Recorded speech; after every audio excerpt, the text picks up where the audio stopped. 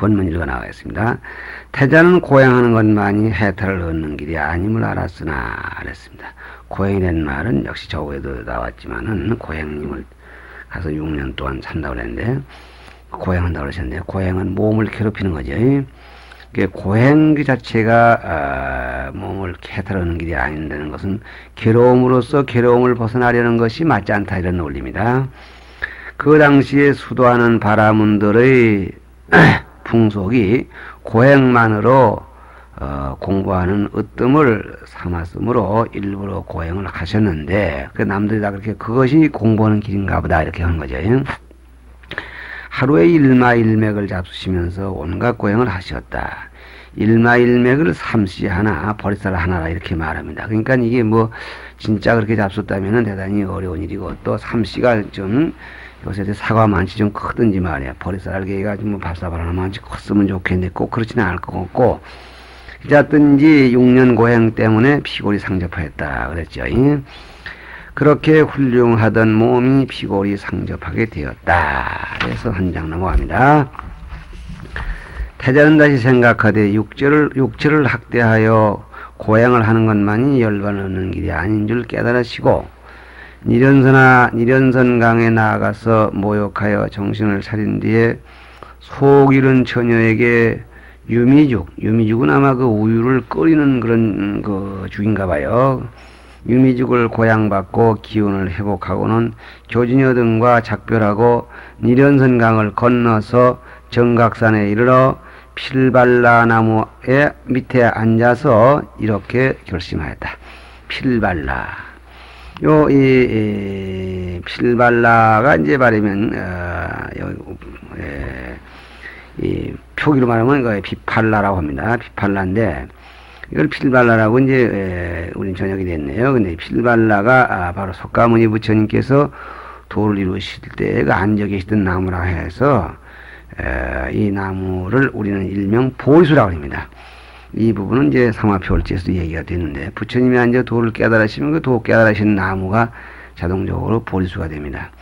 가령 미륵 부처님은 용화라는 나무 밑에서 도를 깨달으시기 때문에 미륵 부처님의 보리수는 용화나무고 석가모니 부처님의 보리수는 필발라가 되겠습니다. 만약 지가 장차 부처가 된다면 여름에 부처가 된다면 시원한 포플라 나무 밑에서 성불을 하고 싶은데 그래 되면 김어른 부처님의 보리수는 포플라 나무가 되는 것입니다. 이 정각산, 지금도 이 정각산이 있다고 그래요. 그 빠따리 붙더라라고 이렇게 하는 산이라는데, 나무 밑에 앉아서 이렇게 뭔 생각을 했냐면, 내가 위 없는 도를 깨치지 않고는 이 자리에서 일어나지 아니하리라고 굳게 앉아서 마음 찾는 공부를 하였다. 그러니까 이상까지는 이제 이 육체를 괴롭히는 고행을 6년 동안 하셨는데 육체를 괴롭히는 고행이 다가 아니라 정신을 좀 차리시고 우유고양을 드시고 그리고 이제 마음 찾는 공부를 했다. 이때 이제 이 우유죽 잡수는 걸 보고서 5사람, 다시 말하면 이 교진여등 5사람이 피나는 수행을 같이 하다가, 저 사람은 저 시달 태자는 공부하다 타락이 돼서 고행을 그만두고 모욕하고 우유죽을 계속 안 먹고 견뎌야 되는데 우유죽을 먹는 거 보니 수행해서 도중하차하는 사람이다. 처음엔 태자로 우리가 모셔왔지만 한 수행자로서 볼 때 저 사람은 타락한 사람이다. 그렇게 하고 이제 5사람도 떠나버렸다는 거죠. 혼자 앉아서 이제 필발로 나면서 이렇게 이제 굳게 다짐을 하셨습니다. 이때 소옥마군과 건마군 등의 방해가 비할 데 없었으나 그것을 모두 항복받으시고 소옥마군은 마음에서 우러나는 마군이고 건마군은 겉에서 밀려 들어오는 마군이겠죠. 밤으로 낮으로 공부를 계속하시다가 48일이 되는 날 새벽 하늘에 샛별이 떠올라는 것을 보고 크게 깨치어 성도하셨다. 그러니까 요 샛별이 떠올라는 그 샛별 자체 그 무렵이란 말이죠. 때는 바로 태자가 35세 되는 해 12월 8일이었다. 그동안 얼굴이 초췌하고 12월 8일이 성도절이죠. 얼굴이 초췌하고 형용이 바싹 마른 일개의 수도 사문이었던 태자는 이때에 30 이상과 80종호를 원만하게 갖추신, 그러니까 부처님의 모습 이렇게 하게 되면 우선 일단 30 이상 80종호입니다. 그래서 이 80 이상 30종호를 30 이상 80종호를 합쳐서 상호가 거룩것이다 그렇게 얘기를 하죠. 그러니까 30 이상은 두드러지게 A형으로 나타나는 건 특이한 모습이고, 80종호는 눈에 보일락 말락하게 잘생긴 모습이에요. 그러니까 사실은 이 모두가 다 잘생긴 모습입니다. 원만하게 갖추신 정각을 성취하신 한 부처님이 되시었다.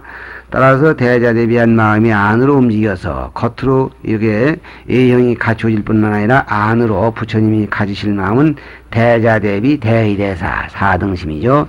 마음이 안으로 움직여 스스로 깨달으신 진리를 그대로 감추어 둘 수가 없으며, 이것을 널리 전포하여 세상을 구제하고 중생을 제도하려는 포교 전도에 노력할 생각이 간절하였다. 그러니까 이렇게 부처님은 어느 부처님이고, 일단 도를 깨달으시면 겉으로 30 이상 80종호, 안으로 대자대비가 충만하시고, 그래서 그런 힘으로 중생을 구제하리라는 그런 그 자비 원력이 움직이십니다. 21페이지. 그래서 세존께서는, 부처님은 세존과 같은 의미죠. 부처님이란 말은 바르게 깨달으셨다, 원만한 인격자다 이런 뜻이 되겠고, 세존은 그러기에 이 세상에서 누구보다도 가장 존귀하신 어른이다 그런 뜻이 되는 겁니다. 세존께서는 먼저 바라네는 바라나시 그렇게 됩니다. 바라네, 이걸 일명 녹야원굴입니다. 그러니까 바라나시국의 사슴동산, 그러니까 그 안에 옛날에 사슴동산 이라는 이 녹야원이라는 곳으로 가시어서 전일에 함께 고행하던 교진여 등 5사람에게 고진멸도의 사승제의 진리를 말씀하여 그들을 교화하여 제자를 삼았다. 그러니까 요구에서 말씀은 바와 같이 교진여 등 5사람이 태자께서 우유죽 잡수는 걸 보고서 도망을 가가지고 결국 어디로 갔냐면은 바라나 시국의 녹야원, 즉 사신동산으로 가서 따로 수행을 했었는데, 이왕이면 생제비들을 붙잡고 법을 설하시는 것보다는 그동안 다소나마 수행한 인연이 있는 그런 사람들에게 얘기해야 빨리 이해가 될 것이다 하고 그들을 찾아가서 말씀하시는데, 부처님이 맨 처음에 설하신 가르침이 바로 고진멸도 사성제고, 나아가서는 일평생 동안 말씀하신 것이 결국은 이 사성제의 도리입니다. 요 사성제의 도리에 대해서는 요 밑에 가서 자세히 또 얘기가 되게 되기 때문에 생략하지만은, 어쨌든 고집 괴롭다, 멸도 고집멸도 괴롭다, 인간은 괴롭다, 집 무엇이 모여서 그러냐, 멸 안 그런 그런 열반에, 멸은 열반도 있다, 거기에 이르는 길이 뭐냐, 이 네 가지, 이것이 네 가지는 성스러운 말씀이다. 성스러울 성 말씀제, 그렇죠? 사승제지를 말씀하여 그들을 교화하여 계자를 삼았다. 그래서 이 교진여 등 5사람이 부처님의 제자 가운데 첫 비구가 되는 겁니다. 최초의 비구죠. 그 다음에는 마갈타고로 들어가서 왕사성 밖에 있는 불을 숭배하는 애도의 두목인 우루빈나 가석과 나대 가석과 가야 가석의 삼형제를 교화하여 제자를 삼으시니, 그들의 제자 1000사람이 모두 부처님께 귀하여 세존의 제자가 되었다. 이 부분은 사마표월지에 자세히 있습니다. 그러니까 부처님 제자가 1005명이 된 거죠. 이거 물론 제자도 제가 제자가 아니라 출가 제자입니다. 세존은 가석과 1000명의 제자를 거느리고 왕사성에 들어가서 빈바사라, 이거는 빈비사라 이렇게 됩니다. 빈비사라 왕에게 법본무와 삼사생연의 진리를 말씀하시니 그랬습니다. 그러니까 이 법본무와 삼사생연, 그런데 이 말이 조금 어렵네요. 법본무와 한자를 보시면 쉽죠. 법은 본래 나가 없다. 나란 말은 주장입니다.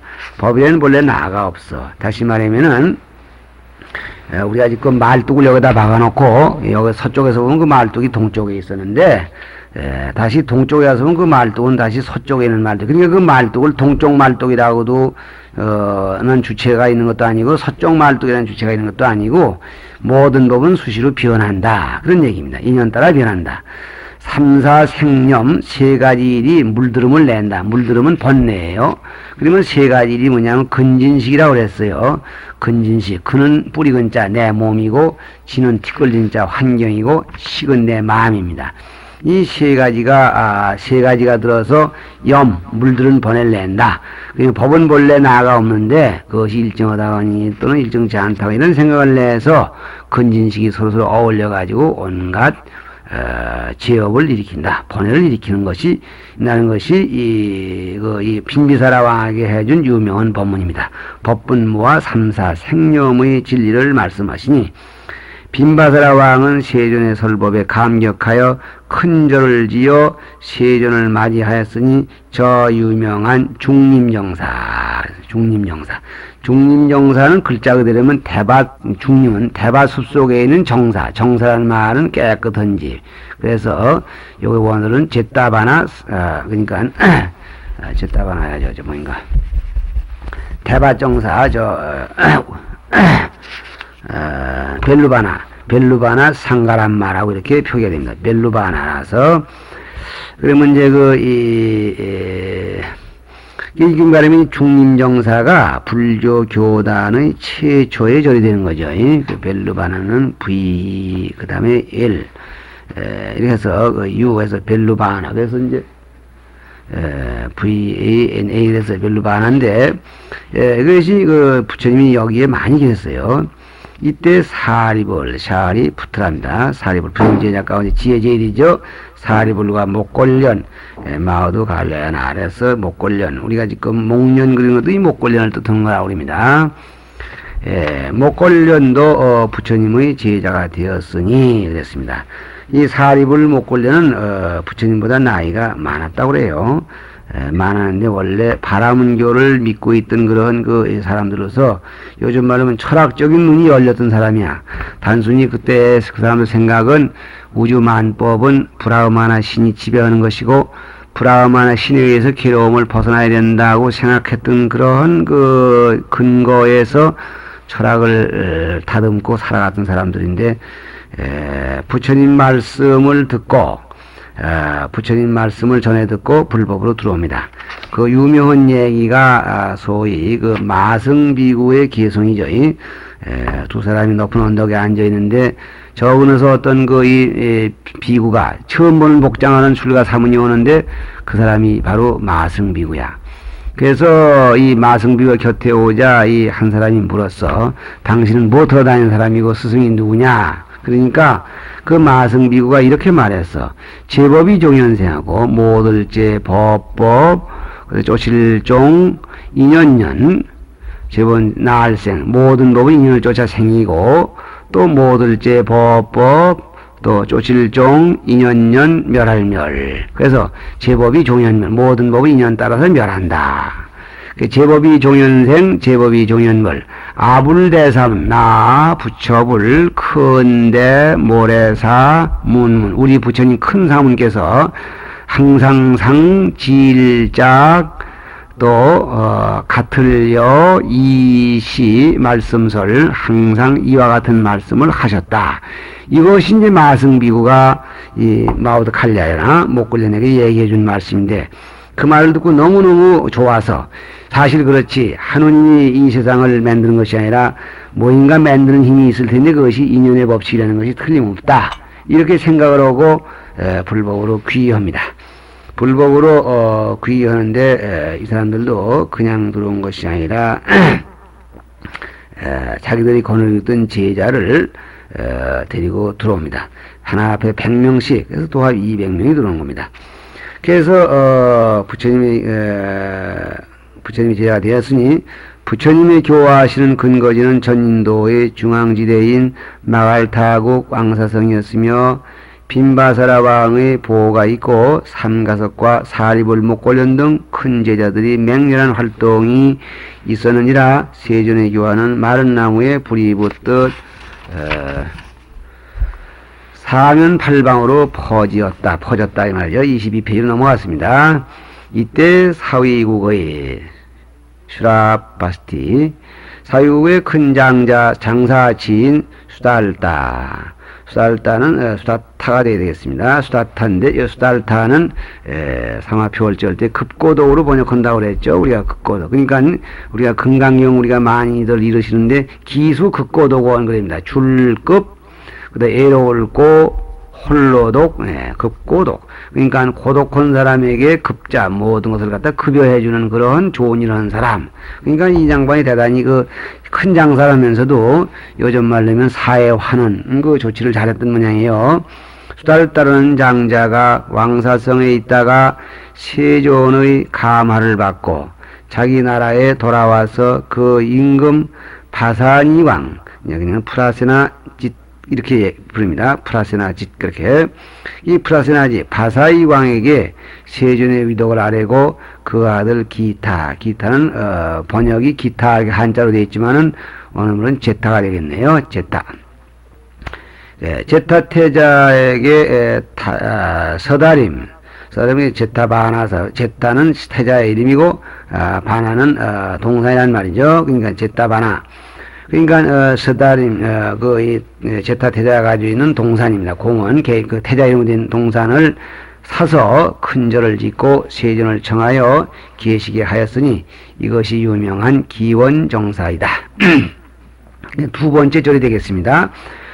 여기 지금 우리가 금강경을 볼 때 기수국고독원 그립니다. 기수국권 이 극고독 장자가 수다따 장자가 그 제타 태자에게 부처님께 절을 짓기 위해서 그 동산이 알맞으니 저에게 파십시오. 그러니까 이 태자가 엉뚱하게 많은 돈을 받아버렸어.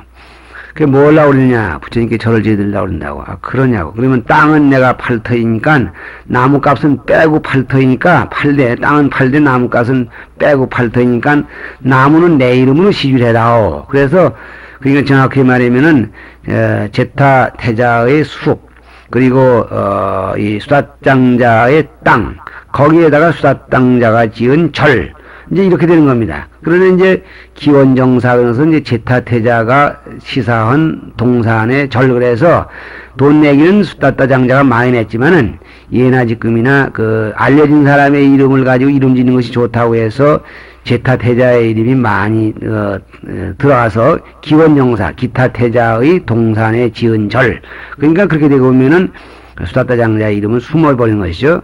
그러나 이제 이 기원정사는 그렇게 된 겁니다. 그래서 이 원어는 제타바나 비아라 이렇게 해서 두 번째 나오는 절이 되겠습니다. 그 당시 인도는 여러 영웅들이 일어나서 16의 큰 나라로 나누어 있었는데 큰 나라면 16개 그 가운데 가장 크고 강한 나라가 사위국과 마갈타국이니 사위국은 고살라라고 저기서 얘기를 했죠. 이 두 나라의 국왕이 세존을 숭배하고 불교를 믿게 되었으므로 다른 국왕들도 모두가 따라서 귀하게 되었다. 세존께서는 이렇게 인도의 여러 나라의 교화를 펴시면서 45년 동안을 밤낮을 가리지 않고 전법하였으므로 화평한 얼굴과 부드러운 말씀의 자비하신 감화력은 그 당시의 바라문교를 압도하였고 사성계급 저거 얘기했죠. 사성계급이 모두 불교를 믿게 되었다. 그러니까 여기 지금 이 45년 동안 설법을 하십니다. 35세 되시는 해에 도를 깨달으셔가지고 45년 설법을 하신다면 80세가 되는 거죠. 믿게 되었다. 그래서 불교는 인도의 종교계에 큰 혁명을 일으킨 느낌이었다 그랬습니다. 그 큰 혁명을 일으켰다는 얘기는 바라문교를 먼저 있던 바라문교를 없애버리고 새로 지금 거기서 이 신흥종교지 말하면 그러니까 혁명을 일으켰다 이렇게 되겠죠.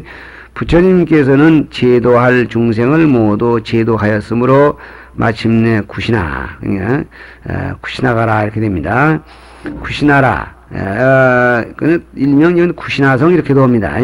구시나성 밖에 있는 쌍으로 선 사라나무 사이에 그냥 사라쌍수 이렇게 하죠. 쌍으로 선 그러니까 요 얘기를 들어보면은 나무 네 포기가 네 포기가 이렇게 여덟 포기가 나무 8그루가 둘씩 사방에 서 있답니다. 그래서 쌍으로 선 사라나무는 살라브라카샤에서 나무 사이에 이거 사라수 그냥 그러죠. 사이에서 최후의 법문인 열반경을 말씀하시고 마지막 열반경을 최후설법을 하셨다. 그러니까 이 열반경은 내가 지금 3개월 후에는 열반에 들 테니까 미지는 말이 있으면 모두 물어라 이렇게 하셔서 이제 마지막 법문하십니다. 스님 세존께서 80세 되시던 해 2월 15일이었다. 그러니까 2월 15일 열반하드시자 그해 여름한 것 동안에 대가섭은 이제 부처님 제자가 되는 가운데 그 가섭파 삼형제 가운데에서 지금 그 대가섭이죠. 큰 가섭이 가섭과 아난과 우바리 등 500아라한이 아라한은 지금 성인지위에 오른 큰 제자를 가리킨 말이죠. 500명의 아라한이 왕사성의 치력굴에 모이어서 세존의 일생 동안 말씀하신 3장을 결집하였으니 이것이 8만 대장경이다 그랬습니다. 그러면 여기 지금 이 부처님께서 이제 돌아가셨던 말을 가섭존자가 이제 먼 지역이죠. 남방 먼 지역에 있다가 인편에 전화 듣고 이제 쫓아옵니다. 쫓아오다 보니까 이제 모두가 이제 이 발기비구라는 사람이라든가 상당한 그때나 지금이나 신내 가운데에는 부처님 돌아가실 무렵이면은 1200명 정도가 아니라 훨씬 많은 인원들이 있었는데 농대에 까는 신들도 그때도 있었던 모양이죠. 그래서 잔소리꾼이 그만 죽었으니까 우리가 지금 좀 잔소리 안 듣고 살겠다고 무지무지하게 많은 계획을 좀 다 없애버리고 편하게 살면 좋겠다는 등 또 자기들이 적절하게 이렇게 불교를 마음대로 설명할 수 있고 펼 수 있게 됐으니 좋다는 등 이렇게 이제 요사실원소를 많이 해서 가섭존자 제일 나이 많고 왜 제일 나이 많냐면 사립을 묶으려니 그보다 훨씬 나이가 많았었는데 오히려 부처님보다도 나이가 많았었는데 그분들은 불법에 들어와서 활동을 좀 하시다가 먼저 돌아가셨어요. 돌아가시고 그 다음으로 나이 많은 분이 이제 가섭존자가 되겠는데 그래서 이제 가섭존자가 이제 상수제자가 되어서 부처님의 장사 지내는 일을 모두 이제 시종범죄를 갖다 챙기고 그렇게 하고 이제 있는데 그런 사람들이 부득부득 자꾸 눈에 띄고 이러다가는 이 불법이 제재끔 그냥 자기 사는 지역에서 자기 행편에 맞게 이렇게 고쳐가지고 막 그냥 이 변모될 염려가 있다 이런 생각을 하고서 그걸 대처하기 위해서 500명의 아란 그러니까 500명의 도의 눈이 열린 그런 성자들을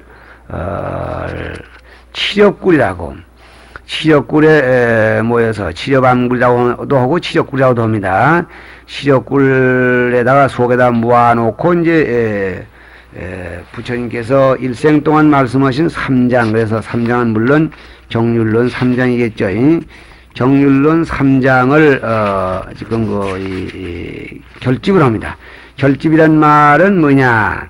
결집이란 말은 글자 그대로 맺을결 모을지 맺어서 묶는다 그 말이에요. 부처님 말씀이 흐트러지지 않게 꼭꼭 묶어서 그래서 차곡차곡 모아놓는다. 이제 그런 얘기가 되겠습니다. 이게 요즘 말하면 편집인데 그 당시만 하더라도 이 글자도 없고 아직은 글 쓰는 도구도 없고 해서 어떤 사실을 오래 전역이란 사람들의 기억력에 의존할 수밖에 없었답니다. 그러니까 엉뚱한 사람이 돌아다니면서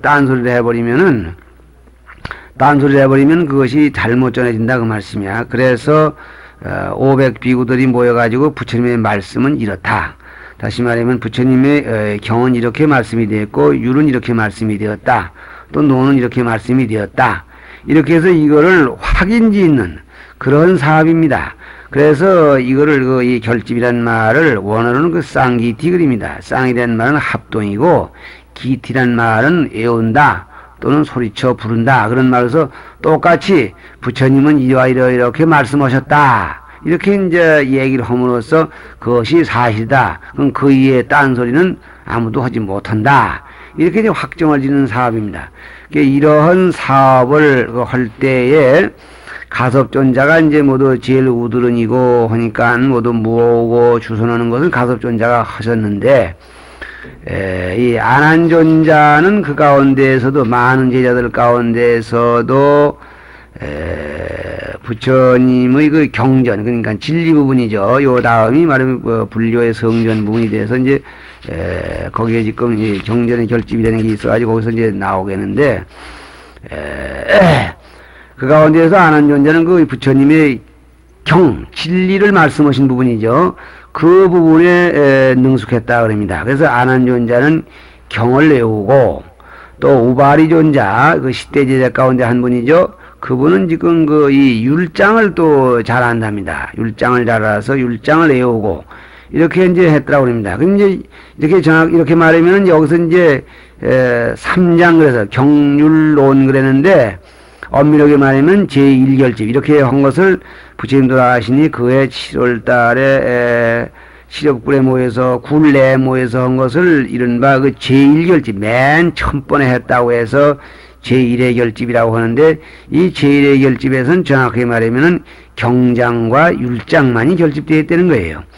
그러나 이제 그냥 여기서 쉽게 3장 그랬고, 그 결집한 내용이 8만대장경이라는데, 8만대장경도 요즘 우리가 말하는 그 8만대장경의 계룡과는 다르지요. 왜 그러냐면 지금 우리가 모시고 있는 8만대장경은 부처님 당시에 이 안한존자하고 우바리존자하고 송출하신 그것만을 가지고 8만대장경이라고 하는 것이 아니라, 그 후에 많은 논사 또는 보살 이런 저술가들이 모두 그냥 거기에 추가하고 보태고 한 것이 모두 보태어져 가지고 지금 합천 해인사에 모셔져 있는 8만대장경이 되는 것입니다. 어쨌든지 그 당시에 그 부수가 얼마라는 그런 것까지는 지금 잘 모르는데요. 어쨌든지 그때의 경장과 율장만을 송출했다. 또 이 500비구가 모여서 지금 송출한 것이 얼마나 범위라는 것을 알리지 않았지만은 그 권력이 오늘날 지금 부처님의 거룩한 말씀이 차질 없이 또 잡된 것 새끼지 않게 오롯이 전해져서 말법에 우리가 만나 뵐 수가 있고, 또 그런 불법이 우리나라에 들어와서 신라 문화를 이렇게 형성하듯이 세계 도처에 가서 위대한 문화를 이렇게 형성하고 또 인심을 순화시키고 있는 그런 걸로 보면은, 이때 이 제1의 결집이야말로 부처님이 이 세상에 탄생하셔서 전법 교화하신 것 못지않게 위대하게 큰 사업이 아니었나, 이렇게 평가되는 것입니다. 왜 그런가? 부처님 돌아가시자마자 이런 사업을 안 해놨더라면은 그 말씀이 오늘날까지 전해질 수가 없는 겁니다. 뿐만 아니라 이 앞으로 세상이 각박해지고 또 과학화되고 또 전쟁은 자꾸 대형화될 그 가능성이 있고, 이런 때일수록에 인심을 부드럽게 하고 인간이 자기의 능력을 항상 측정하면서 소신껏 바르게 사는 데에 전력을 기울일 수 있고, 다시 말해 인간의 심성을 순화하는 그러한 그 힘은 불교에서밖에 찾을 수 없다는 생각이 지금 소리가 높아져 가고 있는 때니 많지, 앞으로 다가오는 세계에 또 불교가 이 전 세계 공포 앞에 놓여 있는 인류에게 대해서 해야 할 일이 너무나 많은 걸 생각한다면, 이 제1의 결집의 의미는 오늘날에서 결코 과소평가해서는 안 될 그런 소중한 사업이었다고 생각되는 것입니다. 여기 잠깐 끝이죠.